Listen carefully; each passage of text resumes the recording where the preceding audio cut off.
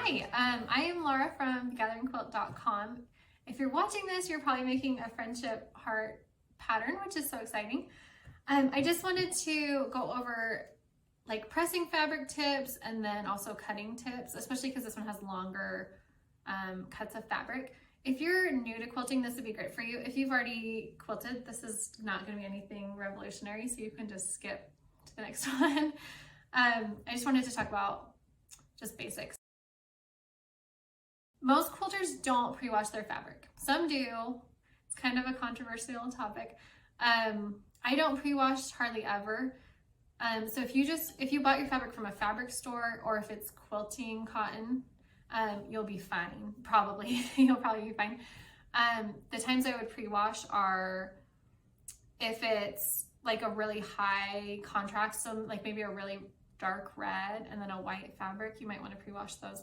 If it's something that's going to shrink like flannel, pre-wash those because it'll just help you be more accurate when you quilt. And then lastly is if you find like a cool tablecloth at a thrift store, it's always a good idea to pre-wash, or like a sheet or something. Try just pre-wash those to make sure. I brought a sample. I do use these color catchers when I wash my quilts. So I don't pre-wash, I sew it all together, and then at the end when I wash them, or after my kids spill something on them, then I use these. These will catch the color in the water, and they keep the quilt from bleeding. These ones I love because they don't have a scent. Some of them have really strong fragrances. Anyway, so that's pre-washing, not pre-washing. Pressing is the other thing. So this is the nerdiest fact, but so quilting, they always ask you to press and not iron, which is like a hot controversial topic as well. I always just missed, I don't like to use steam in most irons because it can kind of like squirt. It like sprays out at weird times and it can make a mess. So I just always use a spray bottle. This is just like my kids' spray bottle that they play with outside, and just mist your fabric. This is actually it's called Kent Cotton. It's from Cottonier Fabrics, which is a great fabric store. They are super helpful. They have beautiful taste. And then when you're pressing and not ironing, you don't want to like sit and push your iron. You just want to kind of just gently let it rest on the fabric. This is what I look like when I press. You just want to be careful not to sit and distort it. When you push it, it will kind of mess up the weave of the fabric. So anyway, once your fabric is all pressed, then we're gonna cut it. So I'm gonna switch my camera to an overhead view. So I'll be back and we will cut the fabric. All right, so I wanna start with tools that are really helpful. You don't need any of these. You could technically cut your quilt out with scissors and like a measuring tape from around the house.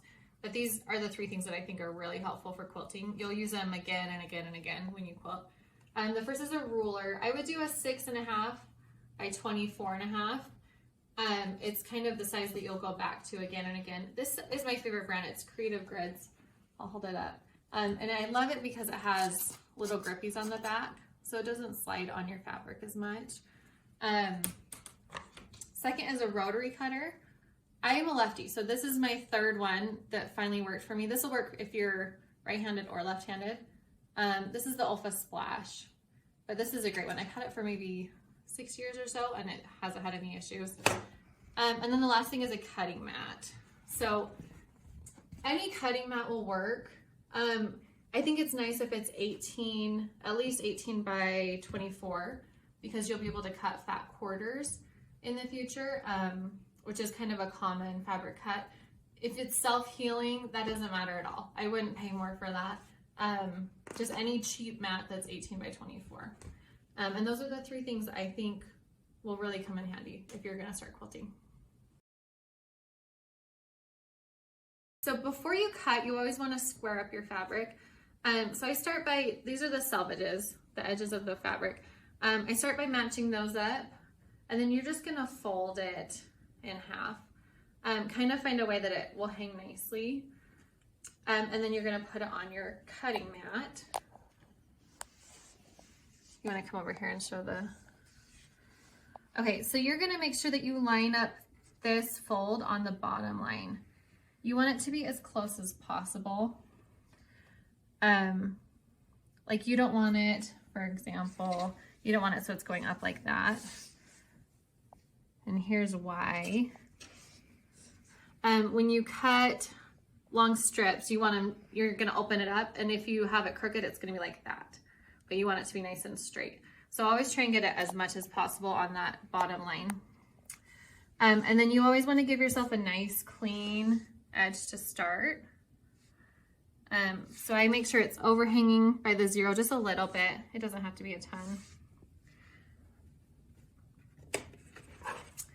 You take your ruler and you want to make sure you line it up at the very bottom where the numbers are and at the very top. Can you come up here?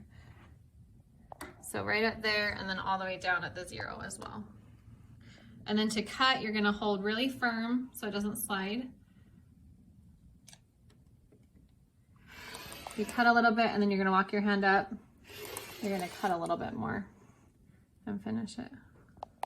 So you want to square up your fabric every time that you cut. So I'll go over here, I'll do my, cut, get to the end of your mat, and then you're going to pull up your fabric, do the same thing. So you're going to line it up, or probably you want to refold it again, and then line it up on that bottom line again, and then cut that new clean, how we started by cutting the clean edge. In this pattern, you have like 5 inches of wiggle room on these big cuts. So don't be afraid to cut off, a 1/4 inch or 1/2 inch here and there. It'll be totally fine. But yeah, square it up every time you have to pull the fabric up to start again. All right, so there's a couple different cuts. If you see WOF, it means width of fabric. You're gonna go all the way from the fold just straight up here. It's just one big long cut. So I'll do a 5.5 inch width of fabric. So you always wanna measure twice, cut once. This is my 4th set of Friendship Quilts, and I've made a cutting mistake on every single one because I forget to do that sometimes. So you're gonna do 1, 2, 3, 4, 5.5. You wanna make sure you're on the 5.5 up here, and then the 5.5 down at the bottom. And same thing, just a nice firm pressure, and then walk it up. So this right here is a width of fabric cut. It's the whole thing. And from there you can subcut it and go into smaller strips. Okay, so you have your width of fabric cut. You want to line it up, same thing. You're going to line it up along a line. The closer you can get to the entire piece of fabric being on the line, the more accurate it's going to be. And you always want to start by cutting the selvage edge first, because then you leave the fold and you can get a bigger cut with the fold when you unfold it. So same thing, you're going to line it up and then square it up. So I'm going to do a couple 8-inch rectangles from this. So I'll count out 8, I'll double count, and then I'll cut. If you do make a cutting error like me, you can look in the pattern and see if there's any other scraps that you have at the end that will be big enough. The contingency plan is you just take some of your scraps, you sew them together, and you make a bigger piece of fabric and then cut that. It doesn't matter because it's all going to be pieced and quilted, and there's going to be seams everywhere anyway. So that's what I do anyway. So then I'll have my subcuts right here, and you can take one of the labels from the back of the pattern and you just pin it on, and that'll help you keep track of your cuts really nicely. The last thing is the long cuts. So if you have something like 35 inches, you're going to go down your mat and realize you don't have enough room to cut that. So same thing, fold it in half. You're going to line it up on the line. Actually, find one of these corners. So find like right there, and you can line it up on this line, line up the bottom on that line. And then you'll do half of whatever it is. So if it's 35 inches, you would go down to 17.5. Is that right, math? Is that correct? And you do a cut right there. So I'll pretend. And that's how you want to do your long cuts. I hope this makes sense. If it doesn't, leave me a comment. You can email me thegatheringquilt@gmail.com, or you can just ask it in the comments, and I am happy to answer.